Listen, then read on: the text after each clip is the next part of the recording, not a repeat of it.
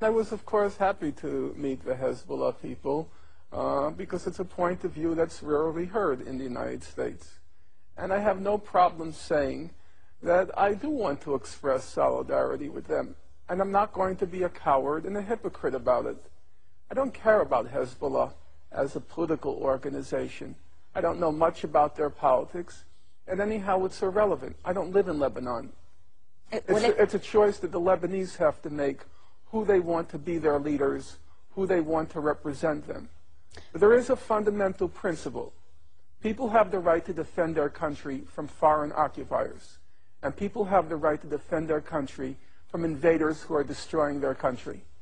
And that, to me, is a very basic, elementary, and uncomplicated question. My parents went through World War II. Now, Stalin's regime was not exactly a bed of roses. It was a ruthless and it was a brutal regime, and many people perished. But who didn't support the Soviet Union when they defeated the Nazis? Who didn't support the Red Army? And all the countries of Europe which were occupied, who gets all the honors? The resistance. The communist resistance, it was brutal. It was ruthless. The communists were not, it wasn't a bed of roses. But you respect them. You respect them because they resisted the foreign occupiers of their country. And if I'm going to honor the communists during World War II, even though I probably would not have done very well under their regimes, if I'm going to honor them, I'm going to honor the Hezbollah. They show courage, they show discipline. I respect that. هذا التوصيف صحيح، ولكن قبل سنة 2000 بعد 2000 صار في انسحاب إسرائيلي من منطقة الجنوب، صار في انقسام بداخل لبنان بين الأطراف السياسية اللبنانية حول موضوع مستقبل السلاح وموضوع المقاومة. يعني هذا الانقسام الذي حصل أنت هون عم تفوت طرف فيه، أنت عم تكون طرف. بالنهاية أنت عم تقول أنت عم تجي على لبنان زيارة، ولكن ما عم تشوف تداعيات اللي عم بيصير. بالنهاية تداعيات حرب تموز على الناس. Listen, if you want to close your eyes and believe it was all over in May 2000, you can do so. You can play that game. But the reality was, and everyone understood it, that the Israeli attitude was, we're going to knock out Hezbollah. And they began planning for a new war right after they were forced to leave in 2000. They found their excuse, their pretext, in July 2006. But there's no question among rational people that Israel was never going to let that victory go by, the Hezbollah victory go by. They were determined to teach كان يمكن تجنبه. يعني هون ممكن يقدر الطرف الآخر يقول لك ممكن تجنبه وما توقع بالفخ. It could not have been avoided. There is no way that the United States and Israel are going to tolerate any resistance in the Arab world. You want to pretend it can be avoided, you can play that game. But serious people, clear-headed people, knew there was going to be a war sooner or later. You think there's not going to be another war? You think Israel is going to allow that defeat in July 2006? You want to pretend it's Hezbollah that's causing the trouble? No, there will be another war, and the destruction will probably be 10 times worse, maybe even more, than July 2006, because Israel is determined with the United States to put the Arabs in their place and to keep them in their place. Now, how can I not respect those who say no to that? You know, during the Spanish Civil War, there was a famous woman, they called her La Pasionaria, Dolores Ibárruri, from the Spanish Republic. And she famously said, it's better to die in your feet than to walk crawling on your knees. ولكن هذا خيار الشعب اللبناني كله. يعني مش I totally agree. I'm not telling you what to do with your lives. I'm not telling you. And if you rather live crawling on your feet, I could respect that. I could respect that. People want to live. How can I deny you that right? But then how can I not respect those who say they'd rather die on their feet? How can I not respect that? Israel and the United States are attacking because they will not allow any military resistance to their control of the region. That's the problem. If Hezbollah laid down its arms and said, we will do whatever the Americans say, you wouldn't have a war, that's true. But you'd also be the slaves of the Americans.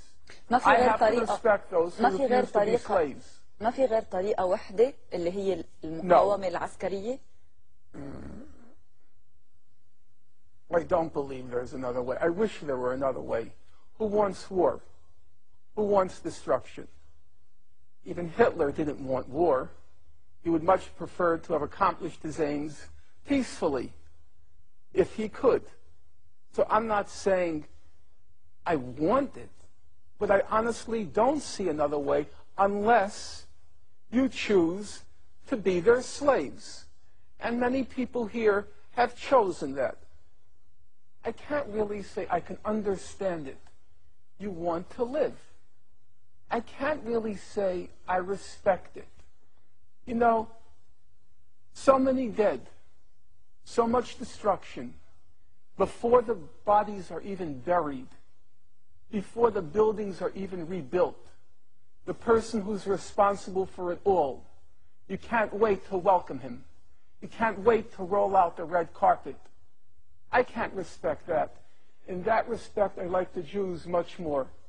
I like their attitude. You know what the Jewish attitude is? Never to forgive, never to forget. And I agree with that. Why roll out the red carpet less than 2 years after your whole country was destroyed by them? The Secretary of State said it was the birth pangs of a new Middle East. That's the statement of a freak. A human freak would compare the birth of a child with the destruction of a country. And yet there are people here who are so anxious to welcome her. They're trying to figure out, what are the Americans thinking? They can't wait for their banquets.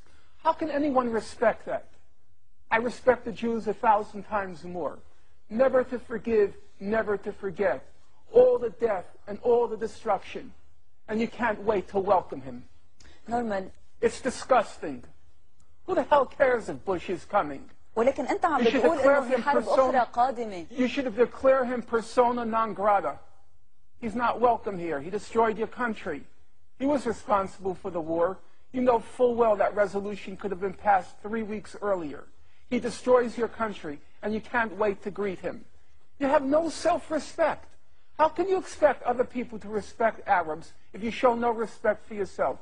If the Lebanese people overwhelmingly vote to let the Americans and Israelis have their way, I guess you have to accept that.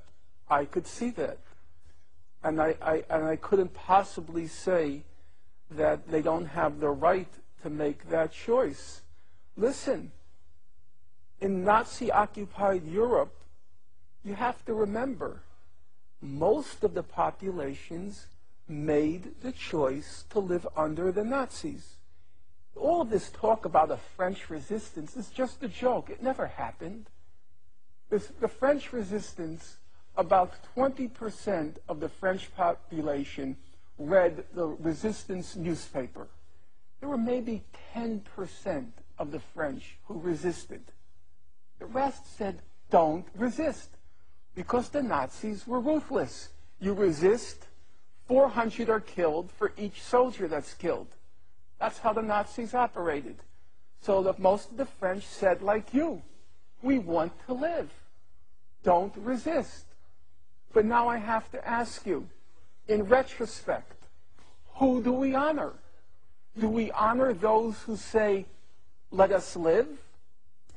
Or do we honor those who said, let's resist? Leaders come last. There will be a leader who comes into power in Israel who is willing to make the concessions after the conditions have been created. Namely, Israel has to suffer a defeat.